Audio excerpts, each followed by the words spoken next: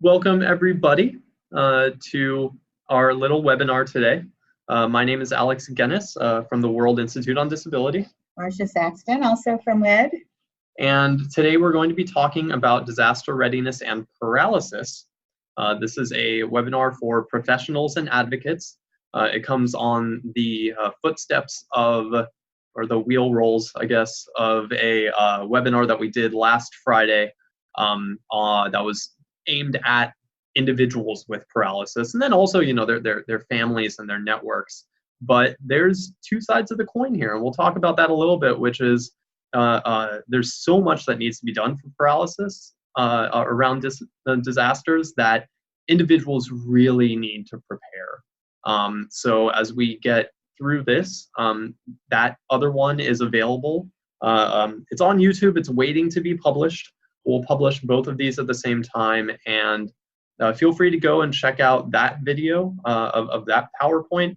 And one of the things I like about YouTube is you're welcome to put it on 1.5 speed or any other faster speed if you feel like you want to get through it faster. But we hope that the messaging, the recommendations, the advice that we put forward there, that you'll be able to kind of echo that and put it forward to the communities that you serve as well.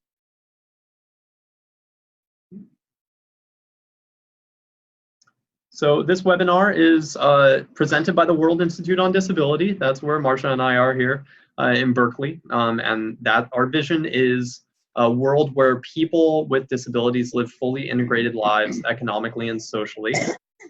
It's supported by the Christopher and Dana Reeve Foundation. Their tagline is "Today's Care, Tomorrow's Cure," and their mission is caring for people today, finding cures for tomorrow. And it's a paralysis-focused organization. A lot of what we are putting forward here is around paralysis and physical disability, but it goes beyond that, so feel free to consider how this works with other communities that you serve as well. Okay, we're introducing this further. Our key stakeholders are you, your networks and leaders. We're focusing on disasters in the general and the impact issues on people with paralysis.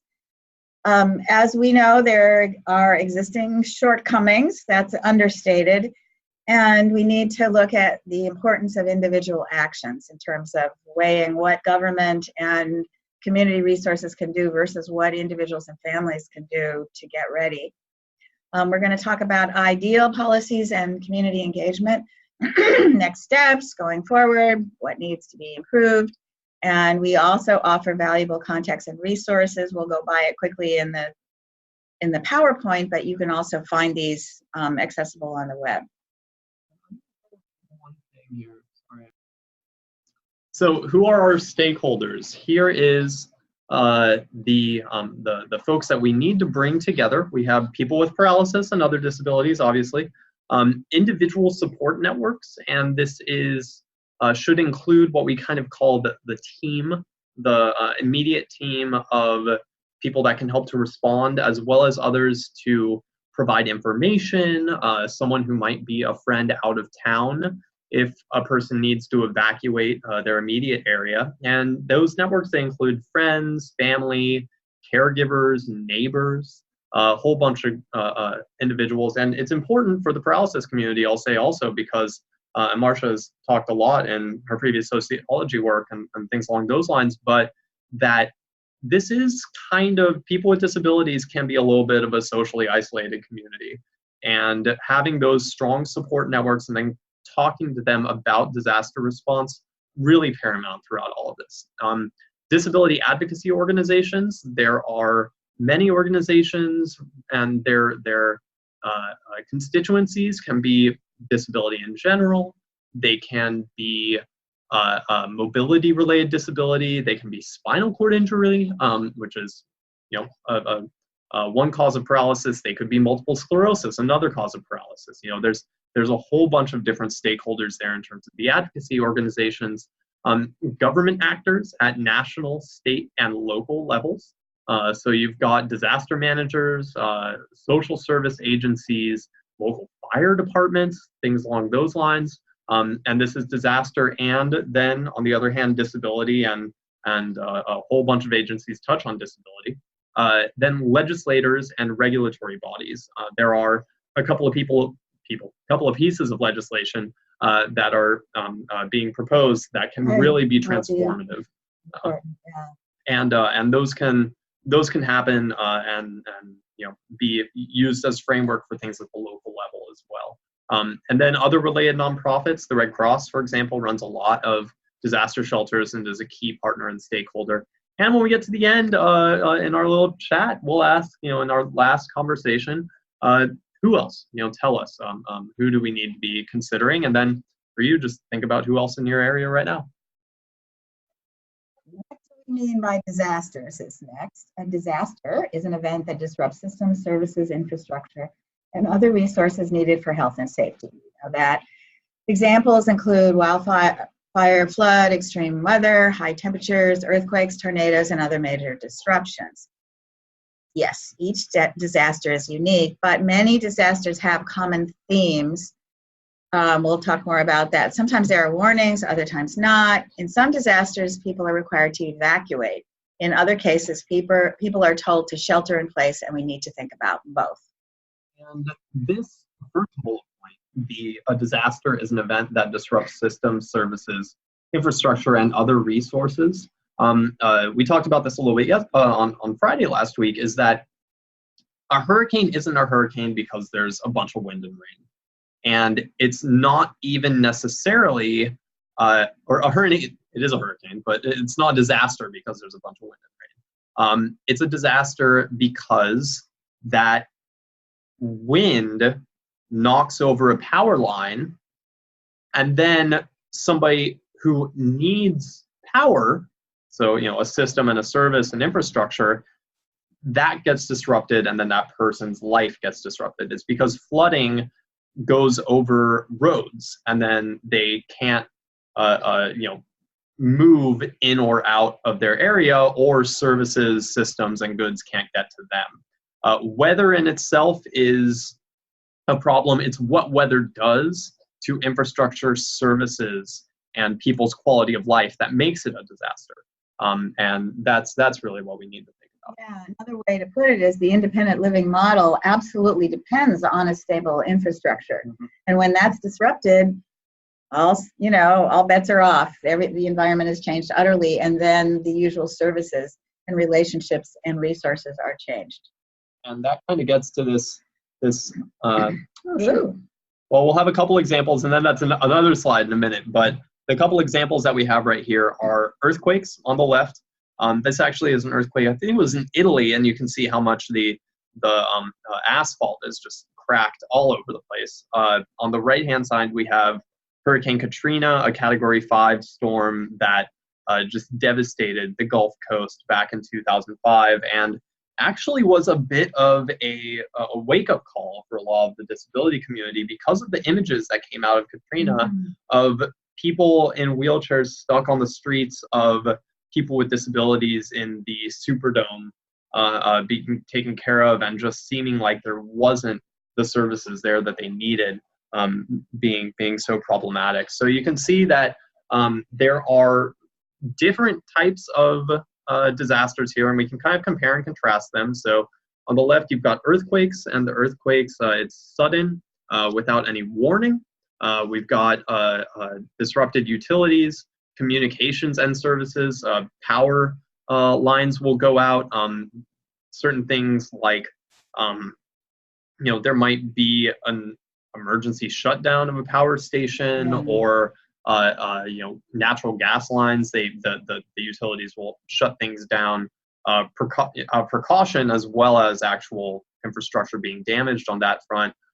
People may need to shelter in place because, hey, this hits all of a sudden, and I'm at home, the roads are disrupted, the buses aren't running because I might not own my own vehicle, and I need to be able to be at home for a good few days, or I need to evacuate, or it happens while I'm at work and I can't even return to my home, and I need to figure out what to do in that case. There can be minor to major property damage, and it can be nearby, it can be very far away from the earthquake. There could be a secondary effect like a tsunami, as we saw in Japan and some other areas. And then there's a major risk of injuries as well if things fall down. For people with disabilities, we can mention this. If you've got furniture that falls over and blocks a doorway and you can't pick up or carry, climb over that furniture, then that's a whole other level. And that's why disability and paralysis really bring up kind of unique things on this front. For a hurricane, you can have a day to a week of storm warnings. There can be some evacuations ahead of time. One of the things that somebody in our video mentioned is if you are told to evacuate or you might need to evacuate, just evacuate now. It's better to spend a couple of days in a Motel 6 if there's a chance of a hurricane hitting you than to be stranded at home with everything flooded all around. The hurricane impacts can be winds, flooding, people can be stranded and need rescue, and there's long-term displacement and recovery time needed, especially depending on the amount of damage that happens in a given area. What is unique about paralysis and disaster? This is the crux here. So as we know, people with paralysis require more resources and supports for health, safety, and independence. For example, specific medical supplies for the individual. We need utilities, being stable and managing them if they're not. We need accessible housing and transportation and personal assistance with caregivers. Those relationships are essential and they can get disrupted. Caregivers have their own distractions and needs with their families and so on. So that needs to be built into the planning. And so, the impact is people with paralysis are especially vulnerable and need focused plans. So also, people with paralysis may have multiple disabilities, such as vision, hearing, chronic illness, which requires further specific planning and support. And I think we have to recognize also, Josh, Marsha, and I were just talking about this, kind of the intersection, we have this term intersectionality, and higher rates of poverty, unemployment, lower quality housing stock, and then overlaps with other marginalized and oppressed groups that happen for people with paralysis and disabilities. So not only do people with paralysis have these kind of extra dangers facing them, where I can't charge my wheelchair at night because the electricity is out, or I can't escape because the elevator is down, or the cell phone towers are down and I can't get in touch with my caregiver, but I also probably have less money to be able to purchase emergency supplies. I have less access to a personal vehicle, or I can't afford that modified wheelchair accessible van. That you've got these kind of concrete medically oriented dangers, but then there's the social structure as well. I know we're bringing a lot up here, but this is for policymakers, so we're going to be a little bit wonky. That's where the service agencies come in and look at the broader picture of what individuals may not have the resources to plan for. Mm-hmm. And so we need to do some fundraising, we need to network, and we'll get to the collaboration, but that's a huge factor for this population. So the basic tenets of disaster preparedness, and this is on the policy front, and then also what we need to communicate to our community, is first of all, don't be scared, be prepared. In our video, one of the interviewees says, listen, we know that disasters are scary. Don't ignore it because it's scary. And I think that there's this a little psychological block around denial of digesting it and dealing with it is too much. So I'm going to pretend that disasters are going to happen. Instead, use that fear to just motivate you. And as soon as you're prepared, then you'll be able to manage things a whole lot better. And it'll assuage that fear. We want people to think, I'll feel better when I have a plan. Yeah. Address the 3 R's of readiness, response, and recovery. Focus, especially on the policy front, in universal access in all locations, products, and services. So if you are looking at what kind of beds to put in a disaster shelter, try to see if you can purchase enough elevated cots that someone who uses a wheelchair could easily transfer over to it. Someone who's able-bodied can sleep on an elevated cot rather than a bunch of roll-out mattresses that are all on the floor. able-bodied people can sleep on the floor, but someone with a disability can't go into it. You know, that's the concept of universal access. Have community engagement. There's a big phrase in the disability community, nothing about us without us, and that needs to go into every piece of policy and practice. Then balance government resources and services and individual empowerment.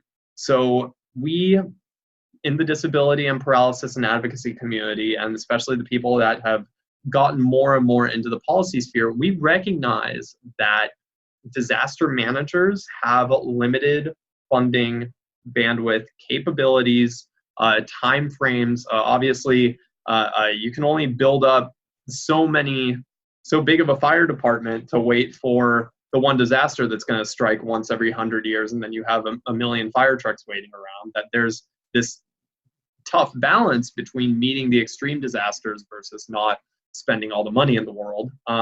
But you do everything that you can to meet the disability community's needs, but be realistic, don't overpromise, and then within any shortfalls, don't say, sorry, you're on your own.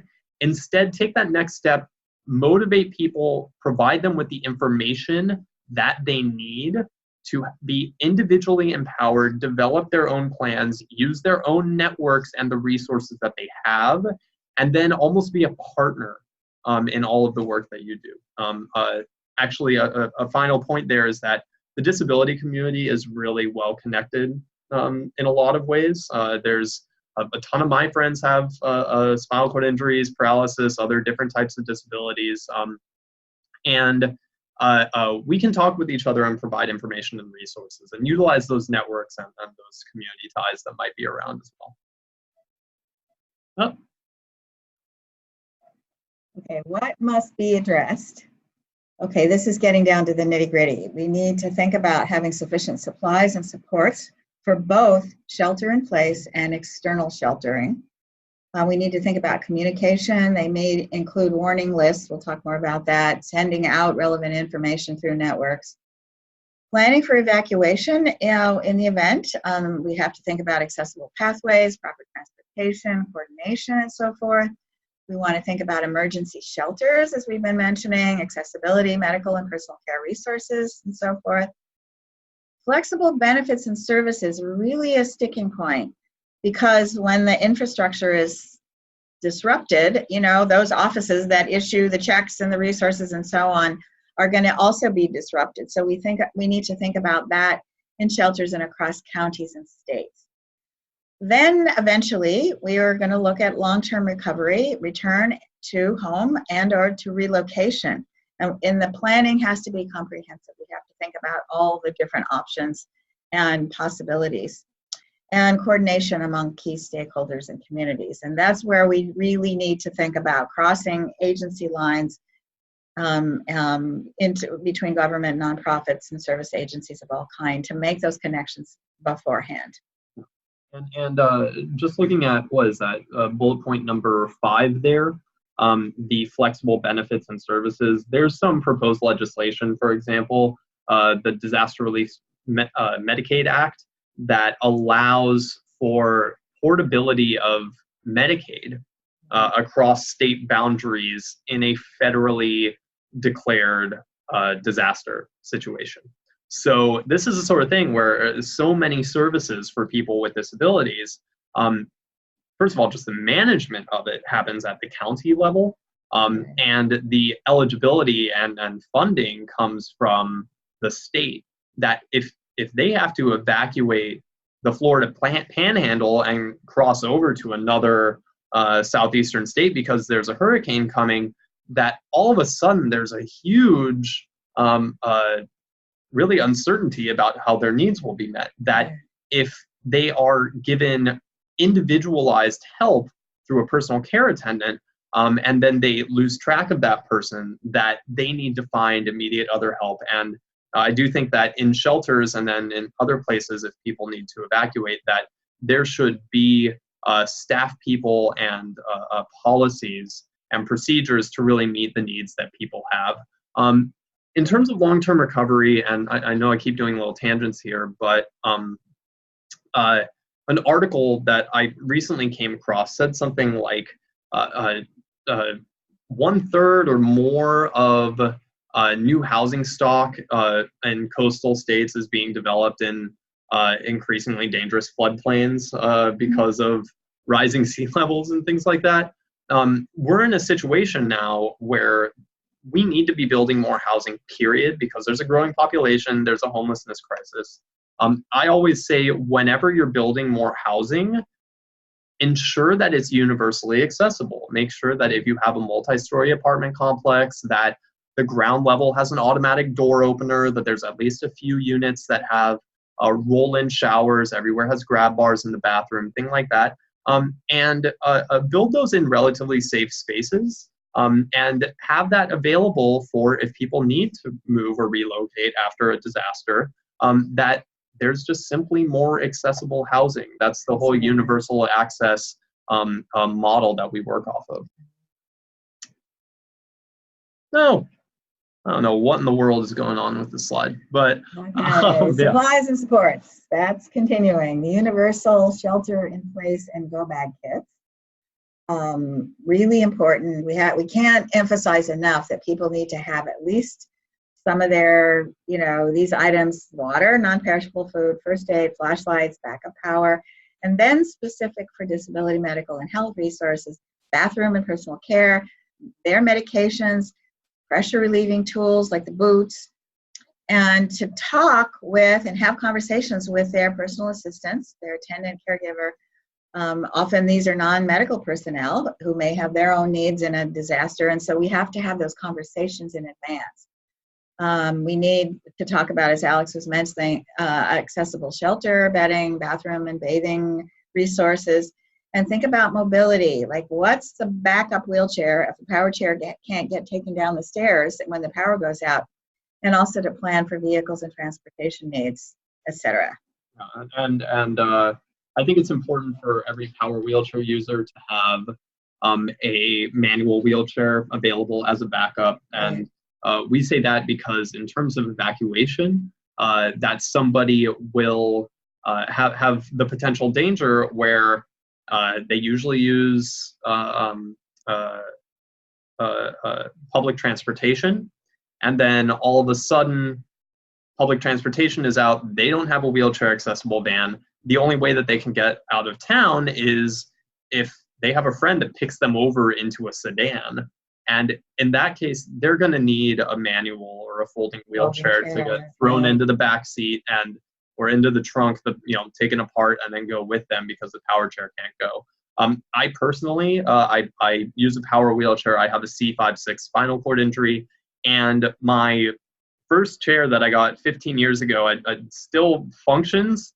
It's a little bit squeaky and creaky, but it still functions. And I live on the second floor of an apartment building, and that thing is locked up on the ground level right next to the bike cage. And right next to the trash room and the bike cage in my apartment building, because I know that if there's an emergency and the elevator is out and I need to be carried down, if there's a fire, if there's an earthquake, we're here in earthquake country in the Bay Area, that's available, and that's something that we can communicate to the community. Yeah, so that suggests that we need to collect, some of those old clunky wheelchairs and have them around. They certainly are better than nothing. Okay, outreach and communication. Okay, we need to think, collaborate, coordinate. All stakeholders should coordinate for community outreach. We need to emphasize and empower advanced planning and provide, to do things like provide timely warning information, encourage personal planning and networking. We need to help each individual and their family create a team of helpers to address individual needs and potential unresponsiveness when the system is not working so well. Tools include text and email alerts, phone calls, so we need to have phone numbers handy and online ready to make those calls, social media, putting out print material as well. And again, as you know, we have to consider potential social isolation of people with disabilities and how that correlates with age. And we saw tragically in the campfires in the town of Paradise, the majority of people with disabilities and seniors, that was the population who died in the 85 people that were killed. So that's our population. Yeah, and there's something we'll touch on a little bit later, which is around emergency lists.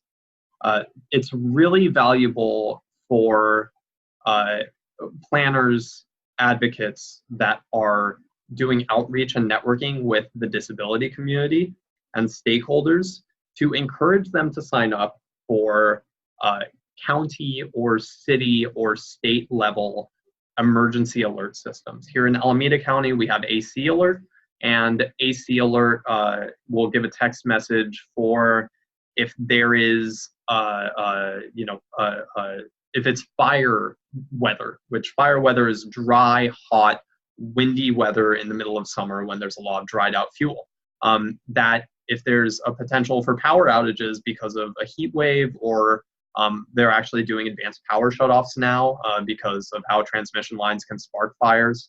There's a whole list, and people with disabilities should be really heavily encouraged to sign up for those text, email alerts, sometimes phone calls, voicemails, and also that disability organizations should be encouraged to share disaster warnings over social media, and then go one step more and put together the information that's especially valuable for people with paralysis, such as where are the designated wheelchair accessible shelters, or if somebody with a high-level spinal cord injury who cannot sweat to cool themselves down, other forms of paralysis really affect body temperature regulation, that they know where the accessible cooling shelters are. The list goes on, but really do everything possible to reach people where they're at. Okay, more about emergency lists. Some locales have registries for people with disabilities to sign up in their locations, and this is controversial and has trade-offs. There's actually no clear evidence that registries or lists actually work to enable rescue. Obviously, responders and emergency vehicles are typically overwhelmed. We've seen that in recent disasters in California. Responders can't know who are on lists, whether they have already evacuated. So we just have a list of where to go to pick up people. People aren't always home, may have already left. So they're potentially visiting empty houses.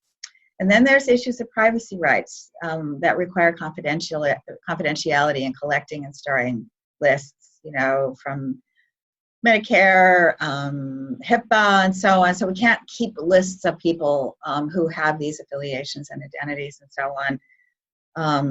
And then the issue of registering people may falsely allay fears, discouraging individual planning. People may assume somebody's going to rescue me because I'm on that list. No, sorry. However, text and email lists for disability-focused information are valuable. So we make a distinction between an information list, which is great, versus a rescue list, which may not exist at all. So information can include accessible evacuation and shelters and government contact numbers and so on. Very helpful. Yeah. And I think that people with disabilities and paralysis should understand, and maybe this can be included in some of the outreach and community meetings or whatever it might be, that just because they are enrolled in Medicaid, Medi-Cal, food stamps, and there's a little star next to their name saying physical disability, they need to understand just because they're on a government service, it doesn't mean that all of a sudden the local fire department has their name, phone number, and address, and a little star that says wheelchair. I think that people with disabilities sometimes assume that there's more coordination with the government that there isn't, even when we shake our heads at how things don't seem well coordinated. But they need to understand, okay, this information isn't getting shared amongst everybody, and it doesn't mean that you're going to be rescued. It's really important to have your own plans.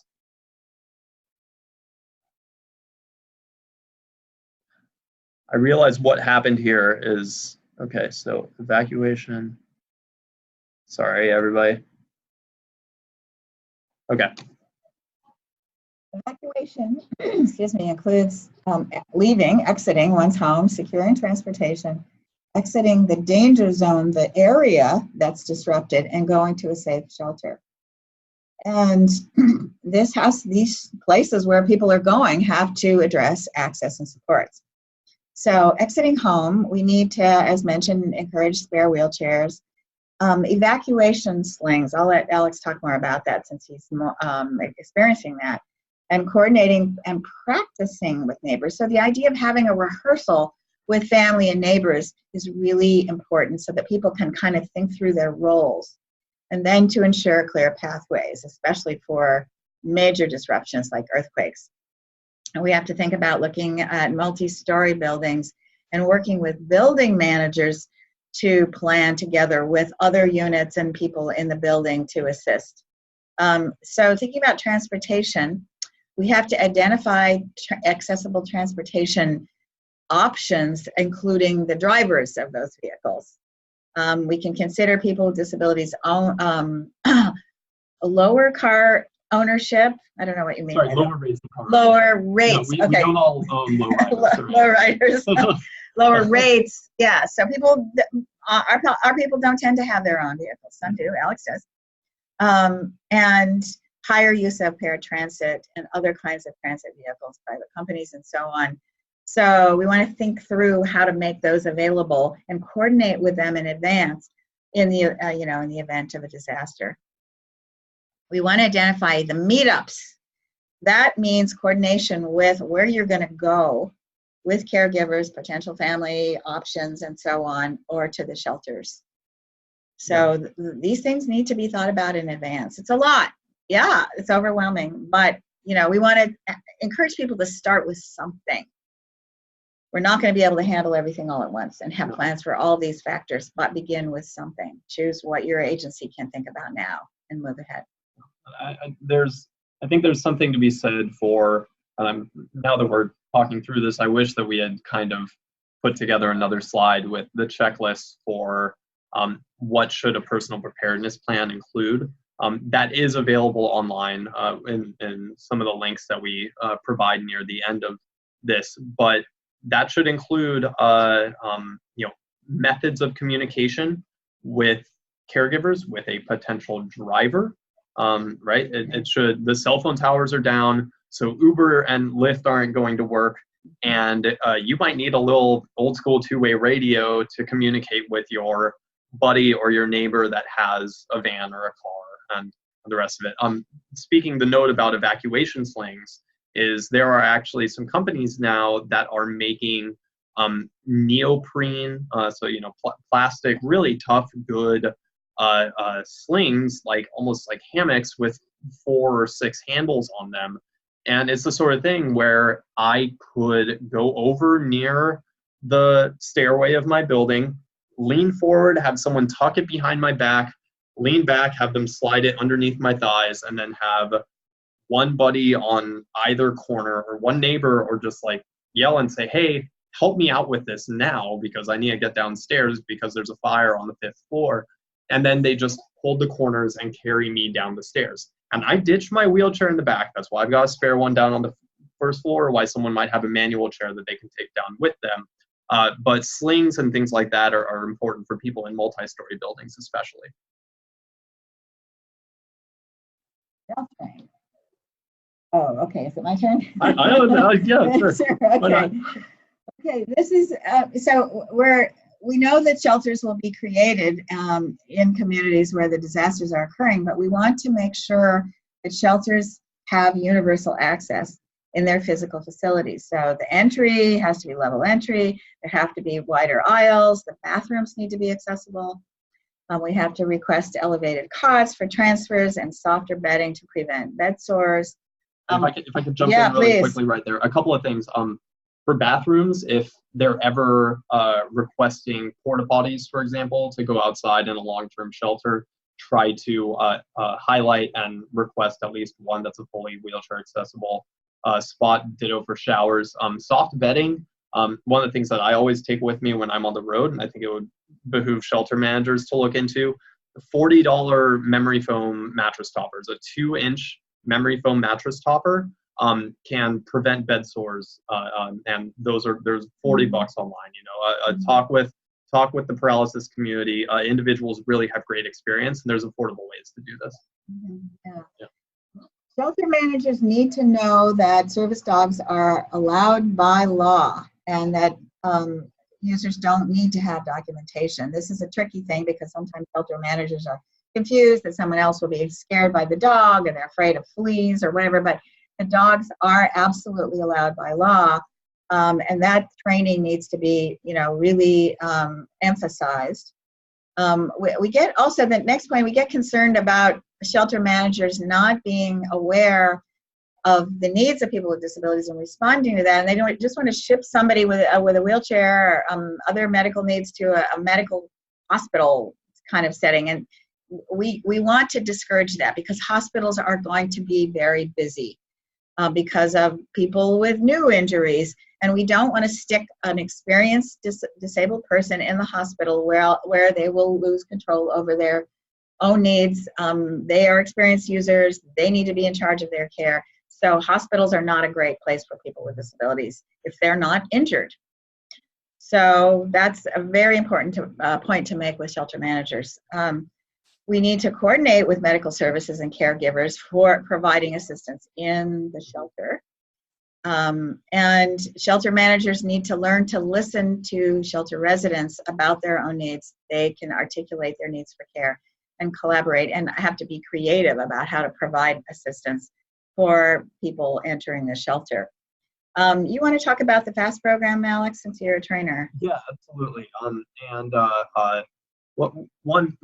Actually, just that past bullet point, the listen to shelter residents, collaborate, and be creative.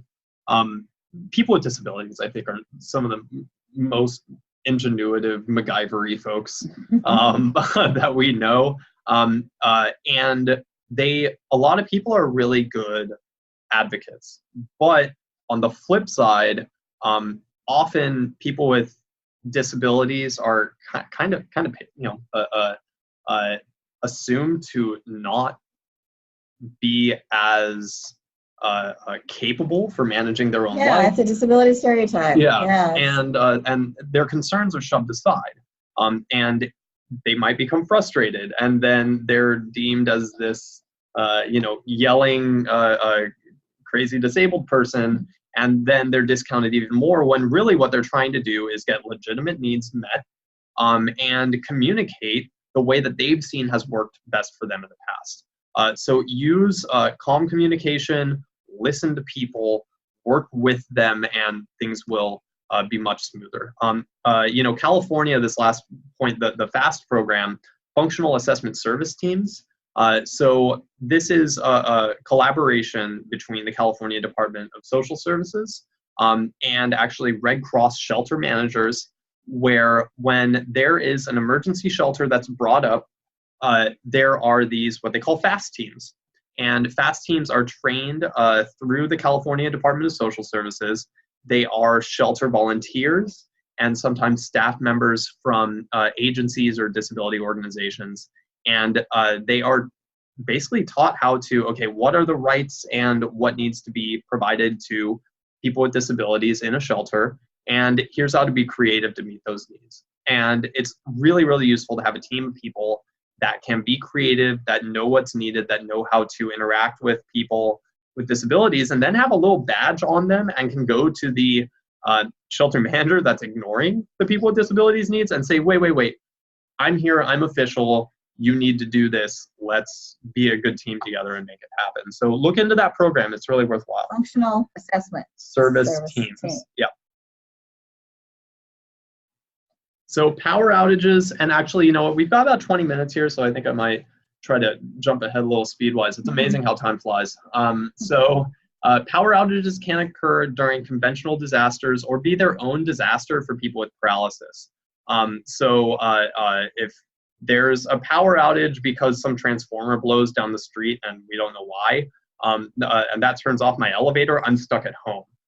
If I use a BiPAP at night in order to breathe well, that immediately endangers health and safety. Heat waves can exacerbate the impacts. Heat waves often lead to overloaded power systems because everybody's running their air conditioners and other reasons. And then all of a sudden I don't have my air conditioning, I have poor body temperature regulation, and that's just another level. California's upcoming, we have then the public safety power shutoffs, will create problems. That's something we're trying to reach out to and coordinate with our communities about. Some actions to consider from the organizational level: utilities can reach out to identify high priority meters, communicate and reach out to the disability community, send people letters, maybe an email saying, do you have specific medical needs? Maybe if somebody's on the medical baseline program, discounts where the utility recognizes that they have a necessary medical equipment.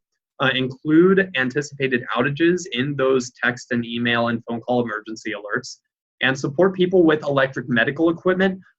If there's no way to really prioritize and keep their meter on, look into ways to provide generators or backup batteries where possible.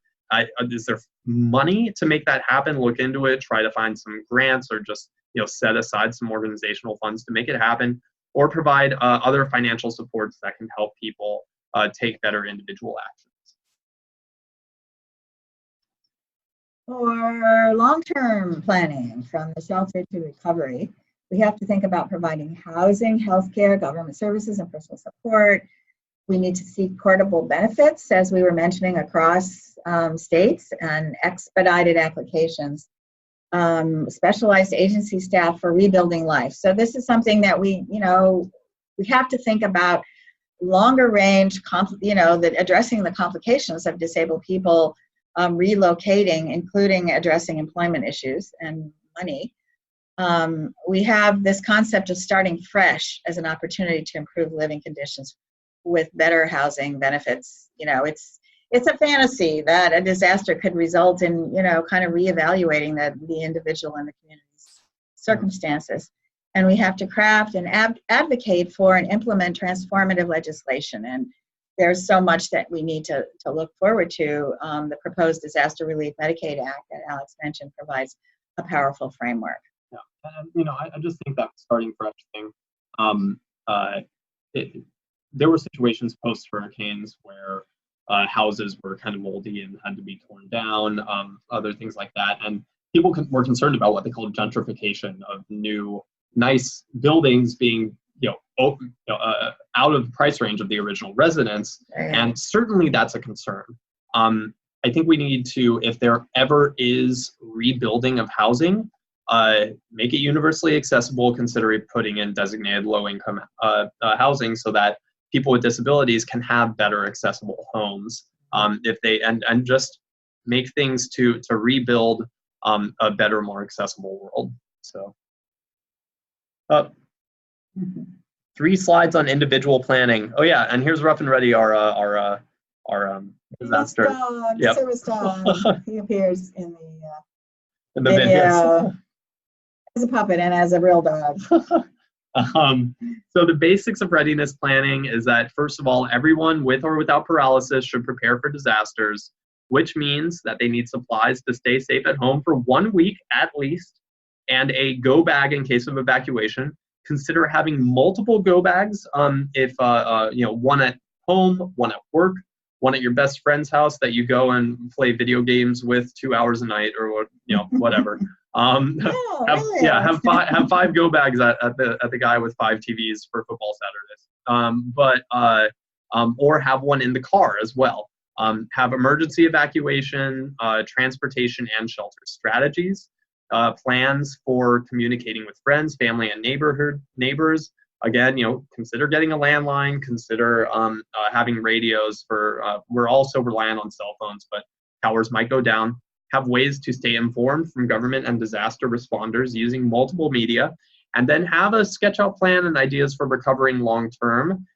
That's long term, and then also if you're going to need to be gone for more than a couple of days, talk to a friend or family member that's more than a couple counties away, or otherwise nearby, that you can crash on the couch or use a spare bedroom for a while.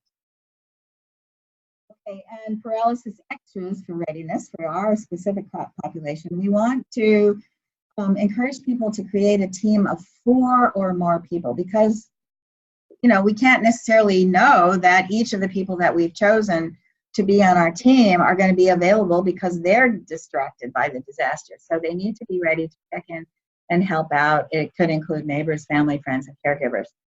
The highest priority with all the advice that we're giving is to encourage our populations to connect with people who can check in. And these are people who understand that they will agree to go where the people with disabilities are to assist. If the power lines are down, if the towers are down, we need people to just go. To check on if they are injured or stuck in some way. We mentioned the furniture falling and blocking paths of travel. If the cell reception is not working, usual forms of transportation may not be workable. And talk with the team about the team's own needs so that they can think ahead about what they're going to do. So they may be the one to be available to go there and check. Yeah, and that last part, the team's own needs. Talk to 4 people. Hope that everybody can check on you, but also understand that every third Wednesday that my neighbor Joe is in on the road for work. So know that Wednesday isn't going to be a possibility. That that they have a family member that they need to check on first, and then they'll run over to your apartment, but it might take them a little bit longer. A really quick thing here, PWDs, in case people don't know it, that's just an abbreviation for people with disabilities, and it's one that we use a lot in the community. The other paralysis extras continued. Identify a main out-of-town contact person. List important people and contact info. So have more than just one out-of-town contact. Have multiple folks. Share that with the network and your main contact person and keep it in a go bag along with you. Coordinate personal care for both sheltering in place and evacuation. And if an assistance comes from an agency, find out their emergency policy. And that's if the agency sends over caregivers, or for example, in-home supportive services, somebody would hire their own caregivers and the state would pay that person. What's the situation if the person is technically not at home? They're in a motel, but they still need caregiver help. Is there flexibility there in a recognized disaster? Practice giving specific instructions to first responders, police, and fire department about access and safety needs. Again, this is something to kind of pass on and tell the disability community around you, is that if people with disabilities are clear, responders are likely to respect them as competent person rather than a, quote, injured patient.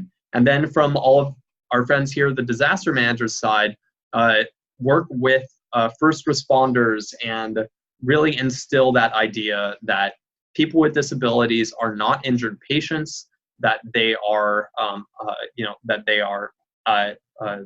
sentient beings, that they're experienced, and that they should listen to their concerns and advocacy. So I'm going to suggest that we not name all those because I'd like to have any questions. So time for Q&A. Yeah. I'm going to see, give me 2 seconds, everyone. I just want to see how many slides we've got. Oh boy, we've got a ton. You know what? We're going to recommend that, if you don't mind, that we just, folks go and look up the Red Cross bit on go bags. Long story short, go bags are things that people need to take with them. Encourage people to make go bag parties. There's plenty of websites. If you just search, Red Cross go bag, they have a good list. Right there, that link on the bottom, ready.gov/build-a-kit is a really wonderful website. The Paralysis go bag can include necessary personal care supplies for bathroom care, a spare wheelchair charger, other wheelchair needs such as a pump for air cushions, pressure relieving boots for sleeping, a memory foam or inflatable mattress pad. And if people consider pack an extra backpack or a whole duffel bag if they need it, and pack several days worth because some stuff isn't easily available over the counter and it might take a while to get through the mail when they go somewhere new. A couple notes on advanced prescriptions. Do you want to do this? Yeah, I recently spoke with my own doctor about this. Now, what is the policy about giving advanced prescriptions for medications in the result, in the possibility of a disaster? Her main message was talk to your own physician. Mm-hmm. What meds can you have some extra prescribed? Some, may not. And also insurance is an issue. Some insurance covers will not accept advanced prescriptions. So that conversation is really important for each individual to say, can I have these? You know, we list here a few examples of common meds. So that the conversation is the main point we're having. Have it with your provider. Who should be involved? So this is everybody that should be involved in terms of advocacy, and we recommend you all to look at which local organizations are in your area that you can have little networking emails, maybe get together. Certainly there are some disaster readiness events that have been hosted in different areas. See if you can host one or really advocate for a giant networked event. So disability organizations could be independent living centers, disability rights organizations in general, and for disability or condition-specific support groups, rehabilitation centers.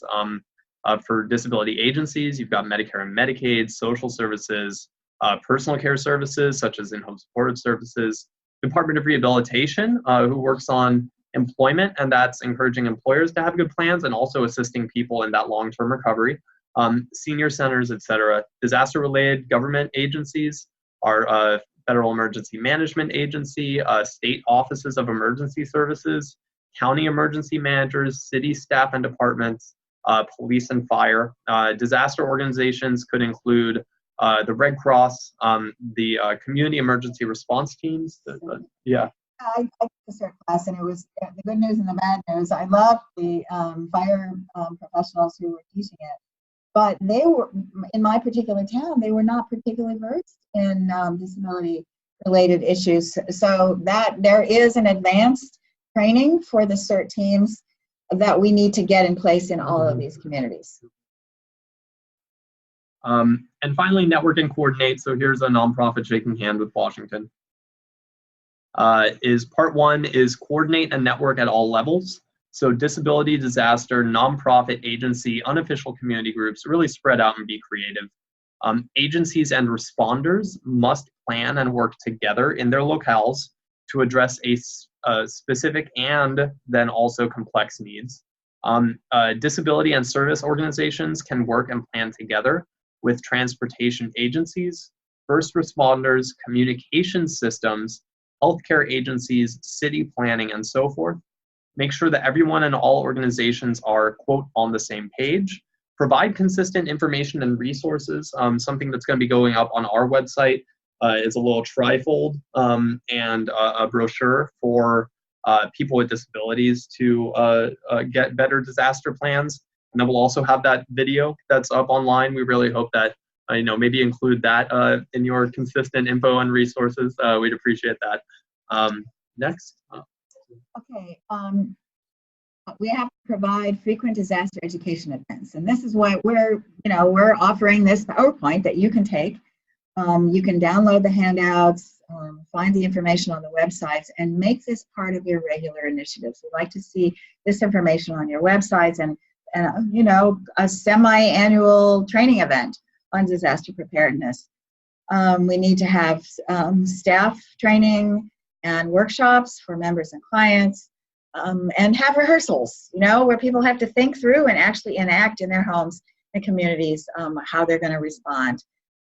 Isolation is an issue that we mentioned. People with disabilities may feel isolated, and the collaboration has to go from the individual to their agencies, to their communities, to government resources, and so on. And we're mentioning the legislation that's pending. And so we ask, what collaborations are being built in your community? Who are you networking with across these agency lines? Finally, here are some key stakeholders and resources. We've got really wonderful websites that are available. This is going to be up on our page, and we'll make this available as a PDF. Portlight Disaster Strategies is a fantastic firm. And they actually have a direct connection to the Partnership for Inclusive Disaster Strategies. Is a national coalition that has put out a bunch of wonderful information and hosts even weekly regular meetings. FEMA has a whole section on disaster preparedness for people with disabilities. The Red Cross also has a website. For folks looking to implement policy stuff, I really highly recommend checking out the California Office of Emergency Services Access and Functional Needs Library. Just search Cal OES AFN. It will take you to that website, and the library is just incredibly extensive, and really, I think, should be replicated and expanded elsewhere. Thank you so much for joining. Here's our information. This will be available. I'm going to open up the chat window now and see if folks have said much. Let's see, more chat. Does anybody have questions? Feel free to type them in. Got about 4 minutes. I can also unmute everyone, and then we'll see. Yeah, let's see. How about this? Well, attendees. Darn. That's about it. We've got just a couple more minutes. Thank you again, everyone. We really appreciate your time. Marcia, do you have any closing thoughts? Oh, I want to encourage you to post this website when we make it available to your communities and to provide training for your staff. Yeah, and that if you go to wid.org, also wid.org/climate will take you right to our climate change and disaster readiness section of our website. Please look through that and feel free to share it around. So, okay, thank you everybody so much. Everybody. Hope you have a bye. Great day.